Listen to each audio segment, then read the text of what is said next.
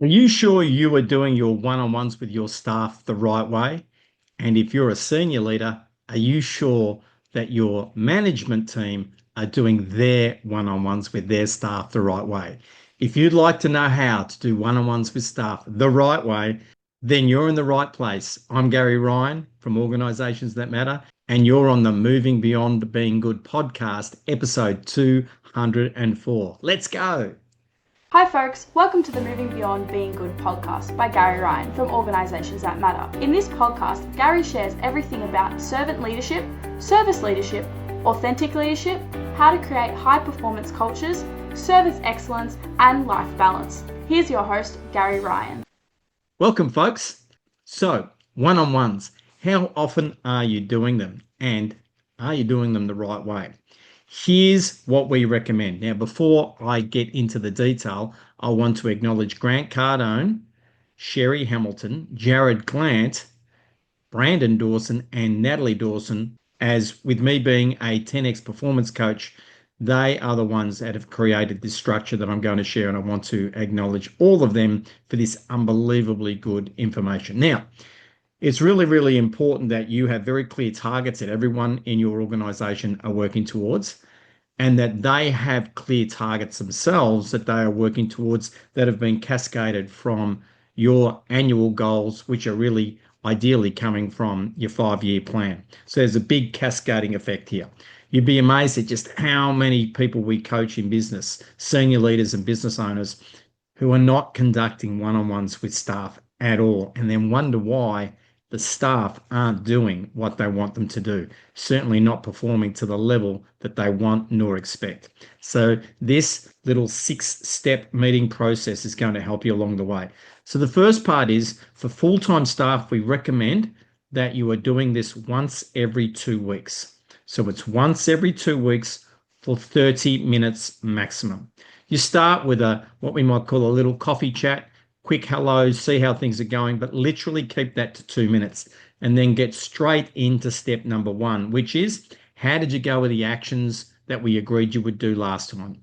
And then you let the person report. Now, they need to know that this structure is coming, and it will take a few times for people to get used to it, but they need to know to come prepared to report on the previous actions that they had agreed from the last session. After you've done that, and assuming that those actions have been taken, and if there's any blocks with anything, we're addressing that immediately. We then move on to step 2, which is the metrics for their role. How have they been performing against the data that tells them and you that they're doing a great job? Now, this is really important. You must set metrics that are identifying that someone is doing a great job, not just a pass level job, a great job. You need to spend some time working that out. If you're not sure, then you can reach out to us and we can help guide you as to how do you work out what those metrics are. At the same time, you should keep them simple. Keep them as simple as possible that relates specifically to that role. And if you've got your job clarity to the level where it needs to be, it's actually not that hard to do that. So that's the next thing we do. We check on the metrics. How are the graphs going? Are they heading in the right direction? Is there any corrective action required? Do we need to do any remedial work to help that team member be the best that they can be? Once we've covered the key metrics, we then move on to what are their ideas and updates for you about their role, about the business. We want to hear from the team members, especially the ones doing the work. We want to hear what are their ideas to improve things, what are their ideas to make things better. This is a structured environment where ideas can get to you, the senior leader, the business owner, the key decision maker. And you can dive in with that conversation around what those ideas are. Again, the team member knows that this is what's going to happen when you are having your one-on-ones. Step 4 is their personal, professional, and financial goals update. How are they going in their life with their personal goals, their professional goals, and their financial goals? If you've not set them up first, you can't obviously have that part of the conversation. Now, why would we even bother to know this? Well, if people are spending time at work with you, we want to know how work is helping them create the life that they want to create, and we want to celebrate that along the way with them and create that culture of winning and celebration as people are achieving goals in their personal life, in their professional life, and certainly financially. I mean, whether you like it or not, about 3/4 of people going to work today are living paycheck to paycheck. So actually progressing on their financial status is really, really important for them individually. And as you could imagine, as more and more of your team members are getting on top of their finances, then they're actually going to be able to be less stressed about money and be better focused with their work with you. On that point, we also really strongly recommend that wherever possible, every single employee ought to be able to earn more money as a result of the business growing or the organization growing, which can include not-for-profits, by the way, because not-for-profits doesn't mean not for surplus, and it doesn't mean not for growth of staff, and it doesn't mean not for the success of staff either, right? So this can be applied right across the board. Step 5 is specifically now focusing on the development plan.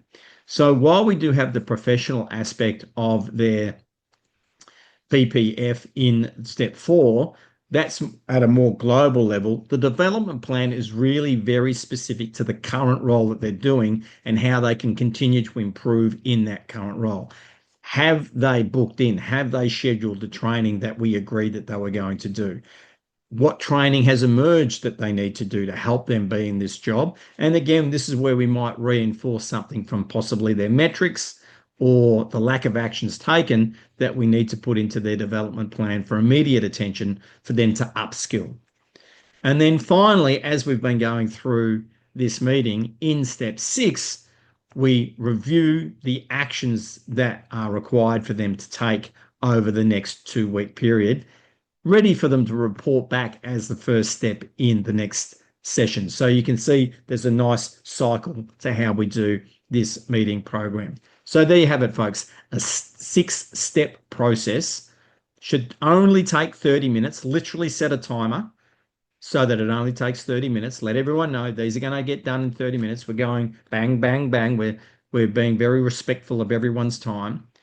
And yes, every single staff member should get that one-on-one. Now, I would argue that depending on the degree of how part-time someone is, they should be getting this on a 2-week cycle as well. Now, someone may be a third time or less, that might be as far out as 4 weeks, but they still need some one-on-one time, folks. Too many staff are being left alone without getting some direct attention from their immediate manager.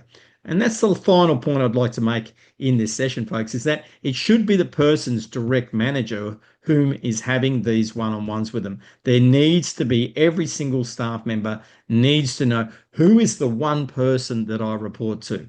And I see so much complexity with the matrix structures these days that a lot of staff don't know who they report to. And the managers are going, well, I think they report to that person, or I'm not sure who they report to. That is a terrible scenario for any human being to be in a workplace, folks.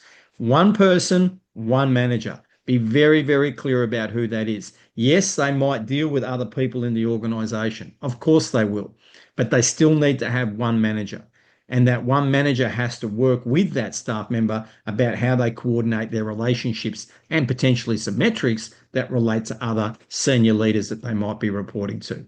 So folks, once again, this is Gary Ryan. Make sure that you like and subscribe to the Moving Beyond Being Good podcast. This is episode 204. I look forward to bringing you episode 205 very soon. Once again, check us out at orgsthatmatter.com. Make sure that you follow, like, and subscribe for one last time, and we look forward to seeing you all next time.